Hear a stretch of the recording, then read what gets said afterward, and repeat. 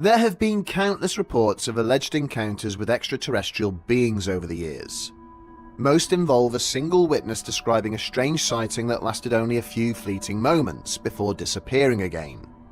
But the cases that attract the greatest attention are those in which multiple people, often unknown to one another, come forward with accounts that appear to describe the same phenomenon. Such was the situation that began to unfold in rural Wyoming during the mid-1970s. A sequence of bizarre encounters that would eventually lead witnesses to claim they had come face to face with a mysterious race of beings known only as the Star People. Even with the widespread growth of the internet and social media in recent years, public reactions to alleged UFO encounters often remain deeply skeptical. Those who choose to speak publicly about such experiences often find themselves subjected to intense scrutiny. In many cases, investigators will look carefully into the background of the individuals involved. Personal histories, past statements, and lifestyle details may all be analysed in an effort to determine whether there are any factors that might cast doubt upon the reliability of the testimony being presented. Other commentators approach the matter from a more technical perspective. Photographs or video footage that accompany a report are frequently studied in detail, with analysts searching for signs of manipulation, misidentification, or optical illusion. Even the smallest irregularity in an image can sometimes be cited as evidence that a sighting may not be as extraordinary as it first appeared. Yet, every so often, a case emerges which manages to capture wider attention despite this atmosphere of skepticism. These are the incidents that involve multiple witnesses, or which occur across a series of locations within a relatively short span of time. When this happens, the story can begin to take on a different character. One such case began to take shape in rural Wyoming during the mid-1970s. Against a backdrop of widespread reports of cattle mutilations and unexplained lights in the night sky, several residents of the region came forward with accounts of encounters that seemed to share a common theme. On the afternoon of the 25th of October 1974, a pickup truck belonging to the AM Well Service slowly pulled to a halt along the edge of the Medicine Bow National Forest in southern Wyoming. The vehicle had been borrowed earlier that day by one of the company's employees, Carl Higdon Jr., who had travelled out to the remote woodland with the intention of spending a few quiet hours hunting elk. Higdon was 41 years old at the time, and had built a reputation amongst his colleagues as a dependable and easygoing foreman. Away from his job, he was known to enjoy spending time outdoors, and like many residents of the region, he was a capable hunter who was comfortable navigating the forests and open country that surrounded the town. Earlier that year, Higdon had purchased a new 7mm Magnum hunting rifle and had been eager to put it to use. The forests surrounding Medicine Bow were known to support a healthy population of elk, and the trip was intended to be little more than a routine hunting excursion. But when Higdon failed to return home later that evening as expected, concern quickly began to spread throughout his family. His wife Marjorie initially assumed that he may simply have lost track of time whilst out in the woods. As the hours passed, however, and there was still no sign of him, her concern grew into genuine alarm. Eventually, she contacted the local authorities and reported her husband missing. At the same time, she began telephoning friends, neighbours, and several of Higdon's work colleagues, asking if anyone had heard from him or might be able to assist in searching the surrounding countryside. It would not be until close to midnight that Carl Higdon was finally discovered. When searchers reached the location of the AM Well Service truck, they found him sitting alone in the driver's seat. He appeared disorientated and strangely withdrawn, offering little response to those attempting to speak to him. Higdon was transported to the Carbon County Memorial Hospital, where medical staff began assessing his condition. When Marjorie arrived later, the sight that greeted her was deeply unsettling. The man lying in the bed before her seemed almost unrecognizable from her husband, who had left home earlier that day. His eyes were red and watery, and he appeared physically unsteady, struggling to walk without assistance due to an overwhelming sense of dizziness and imbalance. Yet the most distressing discovery came when Marjorie attempted to speak to him. To her shock, Higdon appeared unable to recognize her. Over the following days, fragments of memory slowly began returning to him. Eventually, Higdon told Marjorie and his children that the experience had begun whilst he was walking quietly through the forest in search of elk. As he moved between the trees, he noticed a group of 5 animals grazing in a small clearing directly ahead of him. Carefully raising his rifle, Higdon took aim and fired a single shot towards the animals. But instead of the sharp recoil and thunderous report he expected, something far stranger occurred. The rifle produced neither a sound nor any kickback against his shoulder. Even more bizarre was the sight of the bullet itself. Higdon later claimed that the round appeared to leave the barrel as though it were moving through thick air, travelling forward at an impossibly slow pace. Then, after covering only a short distance, the projectile suddenly stopped in mid-air, roughly 50 feet away. The bullet appeared to flatten and distort, as if it had collided with some unseen surface suspended in front of it. At precisely the same moment, Higdon's entire body violently convulsed. He described the sensation as being similar to an electric shock, causing every muscle in his body to seize at once. The sudden force of the experience threw him backwards, sending the hunter crashing to the forest floor. For several moments he remained there, struggling to regain his senses. When he finally managed to sit upright again, he realized that he was no longer alone. Standing nearby was a tall and imposing figure. The stranger wore what appeared to be a tight-fitting black suit of some kind, and attached at the waist was a prominent yellow emblem, shaped like a star. Although the being seemed broadly male in form, its appearance was unlike any human Higdon had ever encountered. The skin was dark yellow in colour, and the head was covered in thick strands of material that resembled coarse straw rather than natural hair. Where normal ears should have been, 2 unusual protrusions extended outwards from the sides of its head, bearing an uncanny resemblance to insect antennae. Its mouth was equally unsettling. Rather than possessing lips, the lower half of its face appeared to contain little more than a narrow slit. Yet perhaps the most disturbing aspect of the figure was the fact that it did not appear to be standing on the ground at all. Instead, it hovered silently just above the forest floor, suspended several inches above the ground where Higdon lay. As the hunter slowly struggled back to his feet, he glanced around the clearing and noticed that the elk he had fired upon was still standing exactly where he had first seen them. But something about them was terribly wrong. The animals appeared completely motionless, frozen in place as though time itself had somehow stopped for them. It was at that moment that Higdon noticed something else nearby. Hovering just above the ground, a short distance behind the strange figure, was what appeared to be a metallic craft. The object was cube-shaped and entirely featureless, with no visible doors, windows, or markings of any kind. Most striking of all, it produced absolutely no sound. And then, just as Higdon believed the situation could not possibly grow any stranger, the figure floating before him began to speak.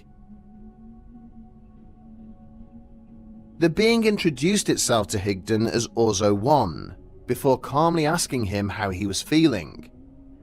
Still shaken and struggling to comprehend what he was seeing, Higdon found it difficult to respond. Sensing his discomfort, the strange entity reached into its suit, produced a handful of dark-coloured pills, and offered one to the bewildered hunter. According to Higdon, the effect was almost immediate. Within moments of swallowing the pill, he began to feel calmer. Regaining his composure, he rose to his feet and continued speaking with the unusual figure. After a brief exchange, he eventually agreed to accompany Orzo 1 to the silent craft hovering nearby. In later years, Higdon underwent sessions with a hypnotist in an attempt to recover additional details of the encounter. Yet even under hypnosis, he was unable to explain exactly how he entered the vessel. There was no visible doorway or opening anywhere on its surface.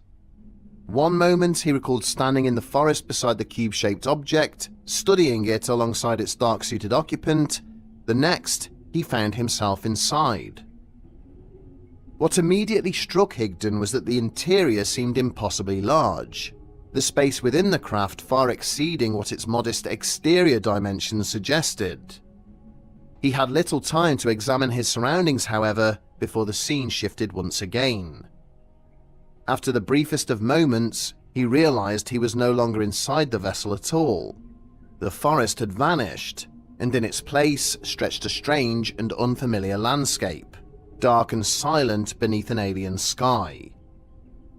Several meters away stood a tall structure resembling a tower, and Orzo 1 motioned for him to follow.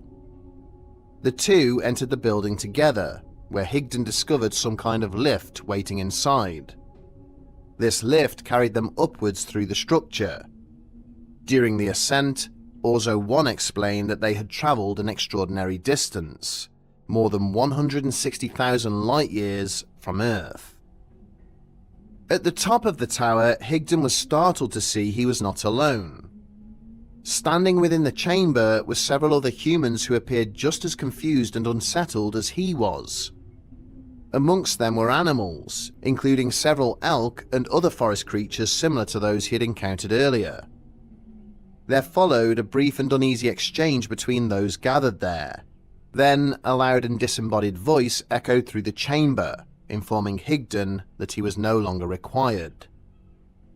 The next thing he remembered was opening his eyes in a hospital bed, with his wife staring down at him. At first, Marjorie found her husband's account difficult to accept. But several days later, whilst washing the clothes Higdon had been wearing when he was found, she discovered something unusual inside one of his trouser pockets.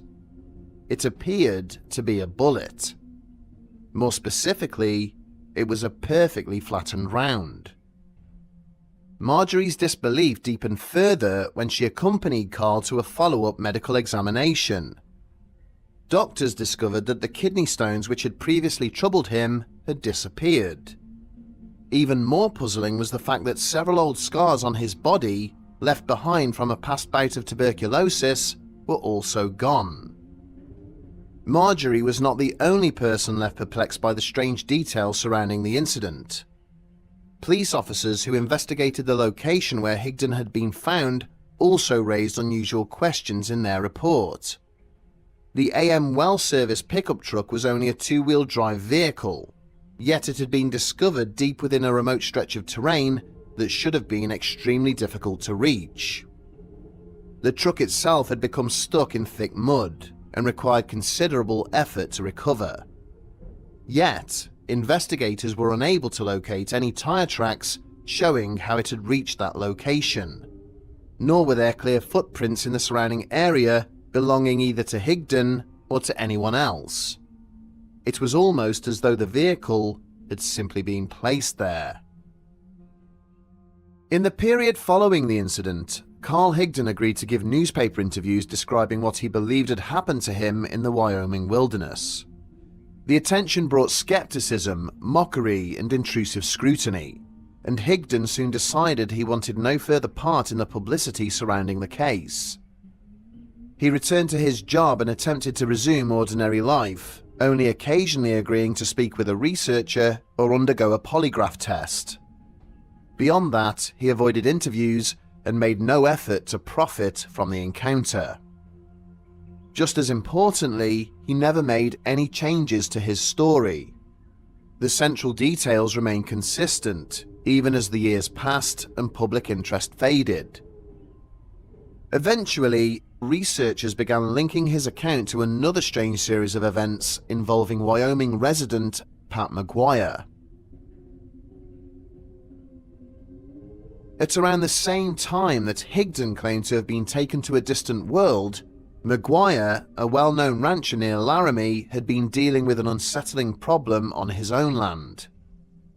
He operated a sprawling ranch of some 5,000 acres, and during the summer of 1974 had made repeated complaints to the county sheriff that unknown persons appeared to be killing his cattle.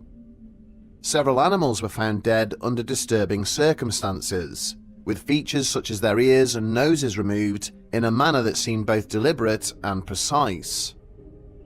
Alarmed by the repeated losses, McGuire and his workers began keeping watch over the ranch at night. As the stakeouts continued, the men reported seeing strange lights moving silently above the property. These objects did not behave like conventional aircraft. They maneuvered without sound and occasionally descended to the ground some distance from the main buildings. When the witnesses managed to get closer to one of these lights, they claimed to see a metallic craft resting on the land, from which tall, shadowy figures emerged. Each time one of the objects appeared, McGuire would discover another mutilated animal the following morning. Eventually, determined to put an end to whatever was happening, he enlisted the help of a worker named Jimmy Ashley. The two men concealed themselves at an isolated point on the ranch and waited in darkness. Before long, one of the objects they had seen before descended once again. This time, however, the two men stepped out from their hiding place and moved to confront the trespassers. As they drew nearer, McGuire noticed something unusual about Ashley's behavior. The ranch hand appeared to slip into a strange, trance-like state, his attention fixed entirely on the object. Without speaking, Ashley dropped the equipment he had been carrying and walked straight past McGuire towards the craft. Then he slowly reached out and placed one hand against its smooth metal surface. The moment he made contact with the object, the ranch hand was suddenly engulfed in what McGuire later described as a sheet of rolling flame. With a cry of pain, Ashley collapsed to the ground and began rolling desperately across the dirt in an effort to extinguish the fire that appeared to be consuming him.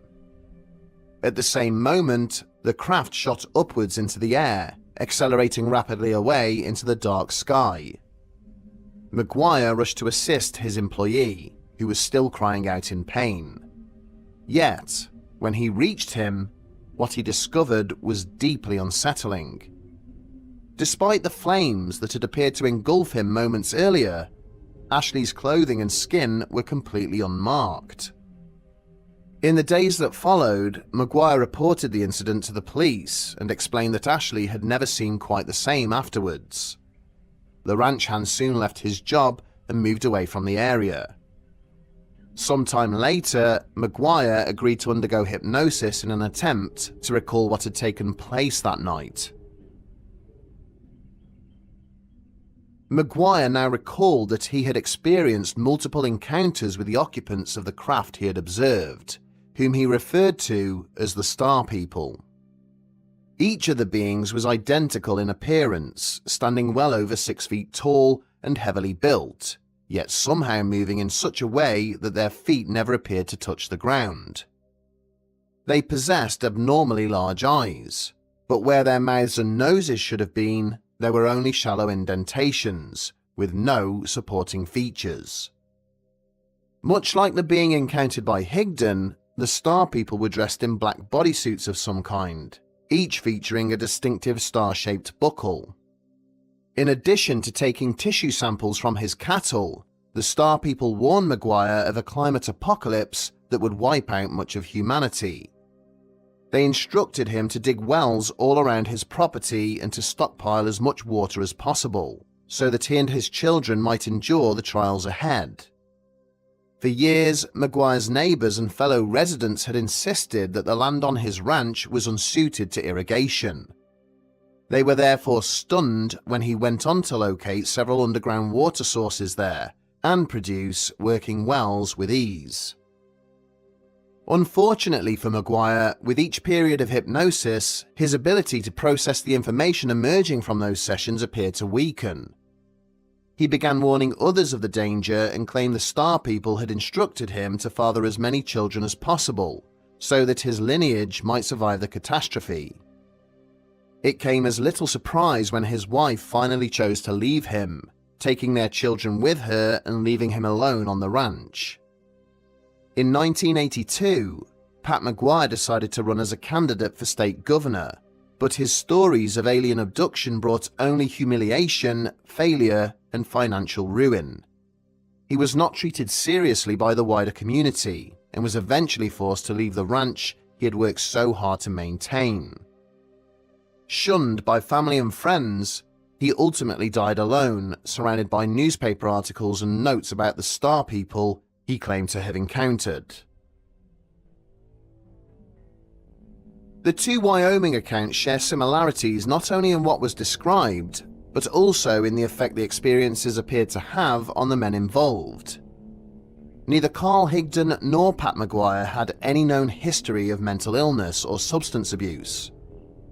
Before the incidents, both were regarded by friends and colleagues as practical, hard-working men with little interest in attention or notoriety. There was no obvious incentive for either of them to invent such extraordinary claims. One possible explanation is that Higdon suffered some form of psychological breakdown during his hunting trip, perhaps triggered by isolation or stress. In time, Maguire may have learned of the story and consciously or otherwise allowed it to influence his own recollections. Yet, this interpretation does not easily account for all the evidence. Higdon's disappearance and subsequent medical treatment were documented in hospital records, whilst investigators also recorded the unusual condition in which his vehicle was found. At the same time, police reports confirm that a series of cattle mutilations occurred on Maguire's ranch, supported by statements from several of the men who worked there, including regarding the strange lights. Taken together, these details create a deeply uncomfortable possibility.